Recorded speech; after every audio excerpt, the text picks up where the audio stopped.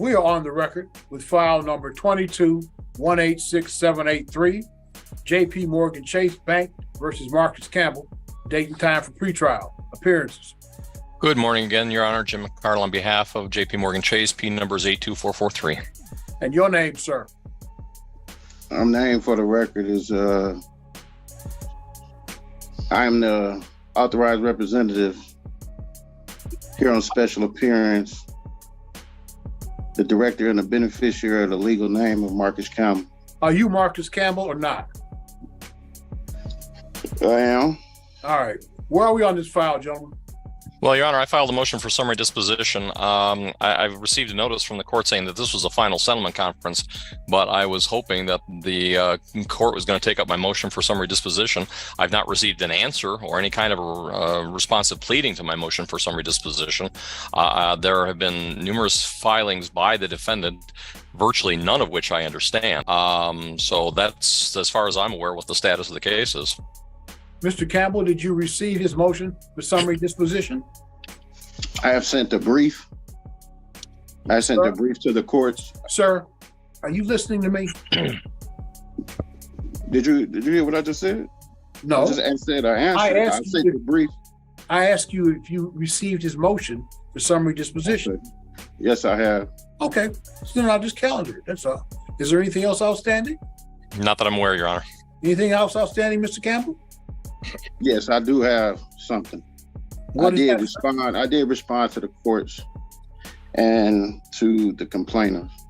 Okay. But before this matter go any further, I would expect 21 days and a provided proof of claim of evidence of the legal and lawful authority of the public to bring this to me. Marcus Campbell isn't here because of some complex legal injustice or gray area in the law.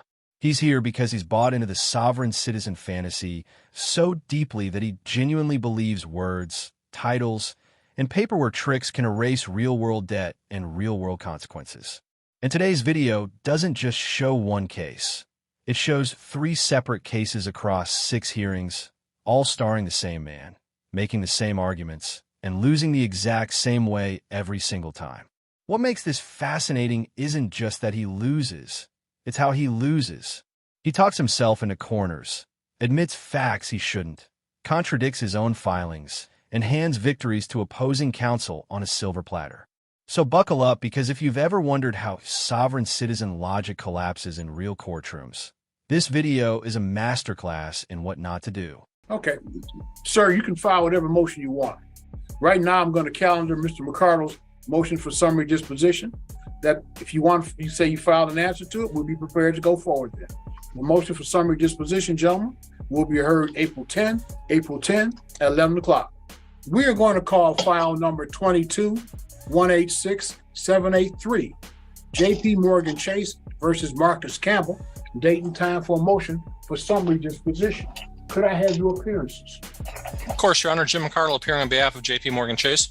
Bar number? 82443. And your name, sir? Marcus Campbell in special appearance. Mr. McCardle, this is your motion. Yes, Your Honor. Your Honor, we had issued demand to the defendant on March 15th of 2022. Receiving no answer, we then filed suit against the defendant on May 13th of 2022.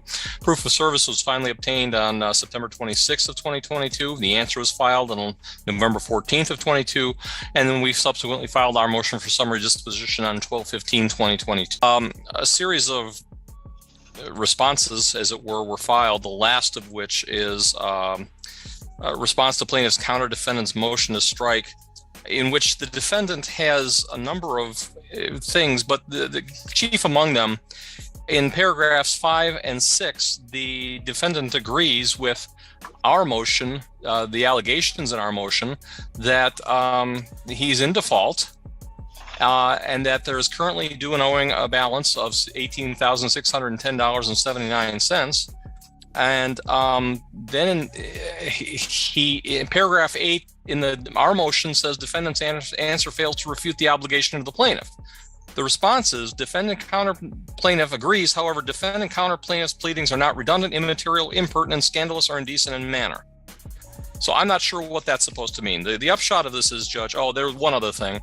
Yeah, he suggests in his paragraph 1E that my client is practicing law without a license. Well, we're here on behalf of our clients, so my client, the corporation, is not acting without an attorney, so that's irrelevant.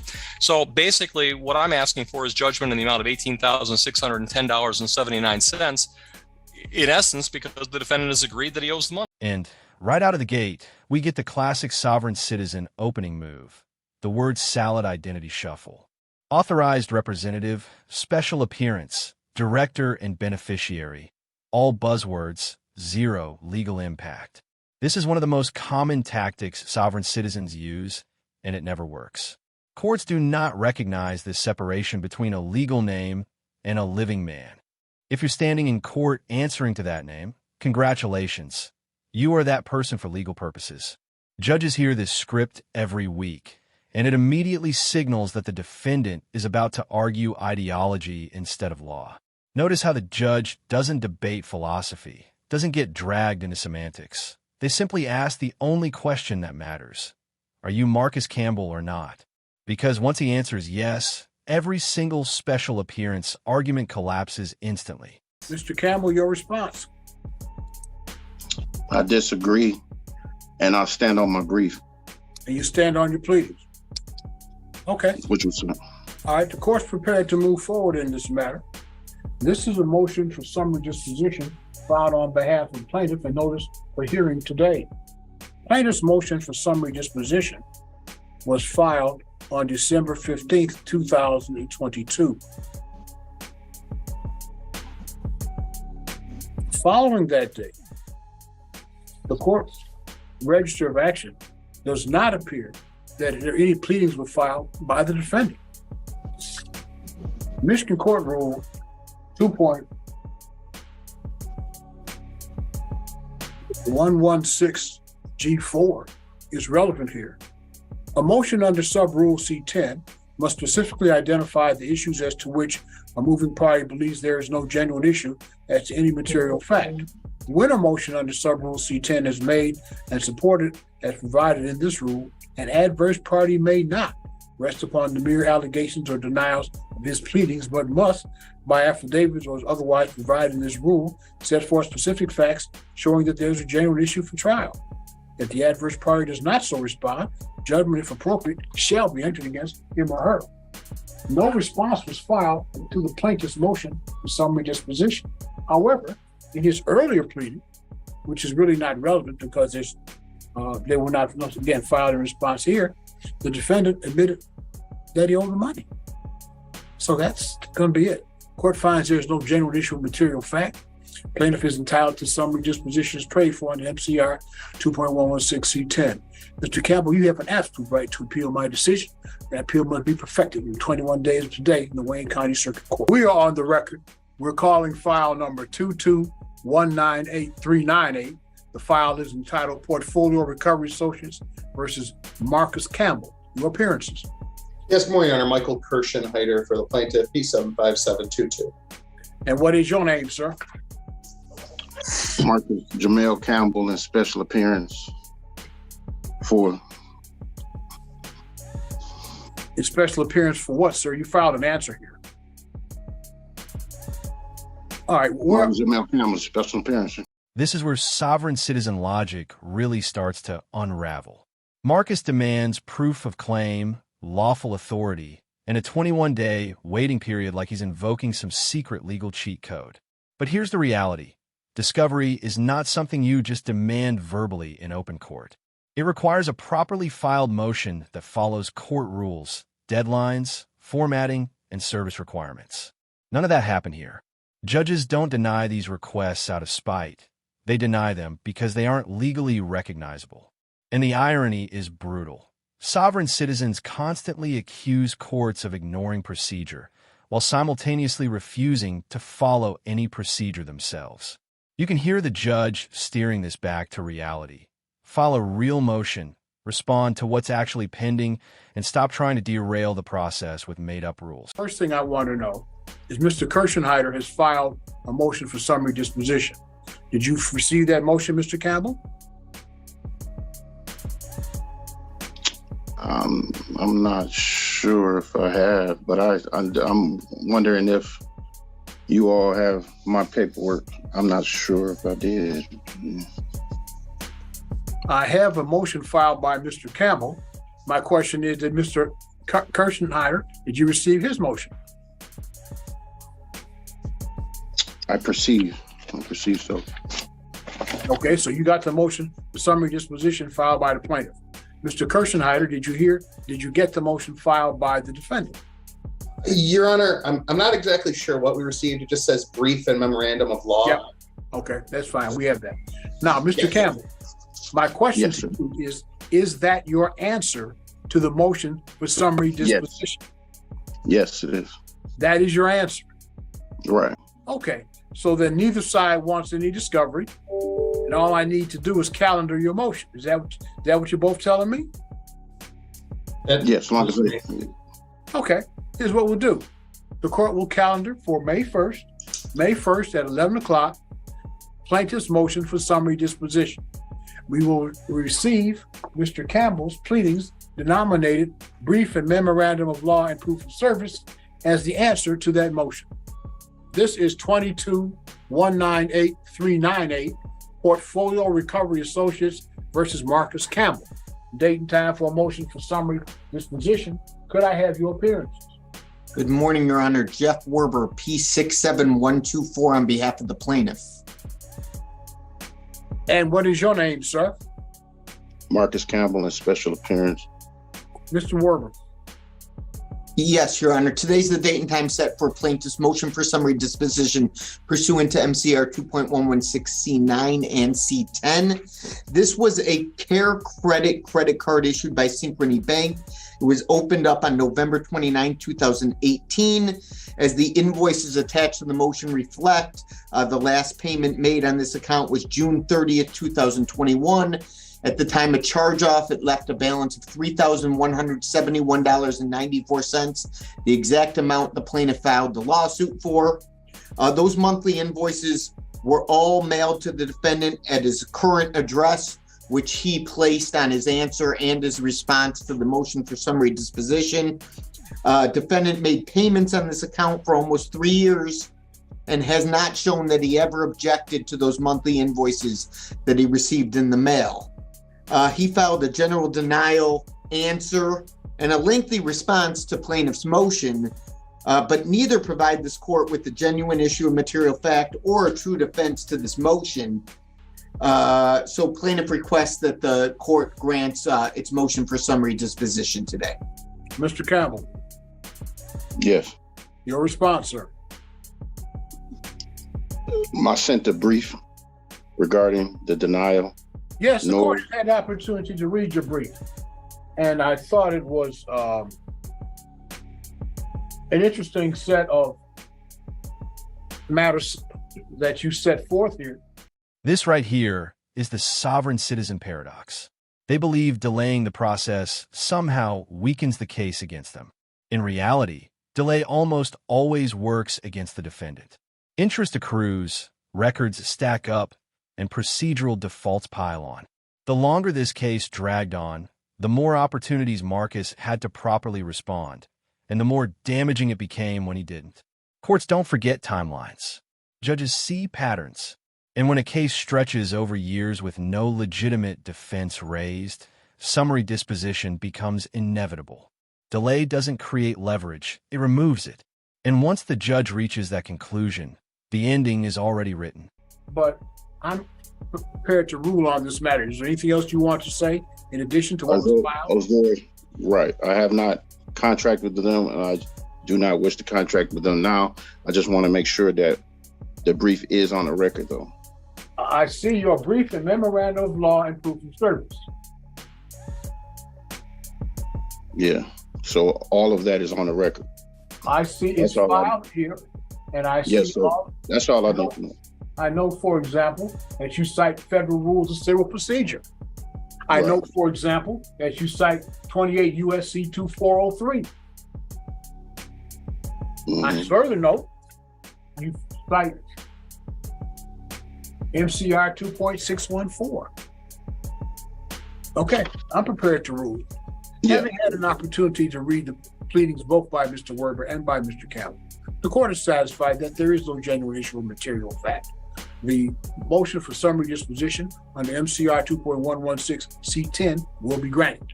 I'll send you gentlemen out of order. Did you attach an order, Mr. Werber? Yes, Your Honor, there is an order attached to plaintiff's motion. It's right before all the exhibits. I see it. Yeah, I see it. All right, the Right. court will enter that today. Mr. Campbell, you have an absolute right to appeal my decision. That appeal must be perfected within 21 days of today in the Wayne County Circuit Court. This is one of the most self-destructive moments you'll ever see in civil court. Marcus doesn't just fail to deny the debt.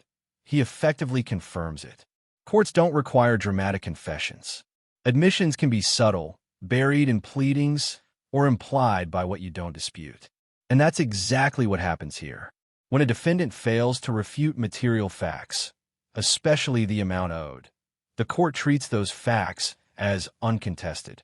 Sovereign citizens often believe that rejecting jurisdiction magically erases admissions. It doesn't. Judges read filings for substance, not slogans.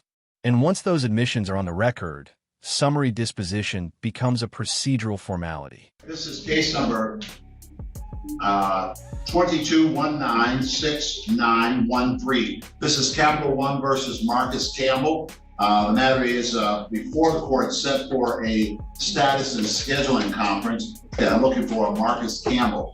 If you're on the Zoom, please say something at this time. Yeah, Marcus Campbell and special appearance.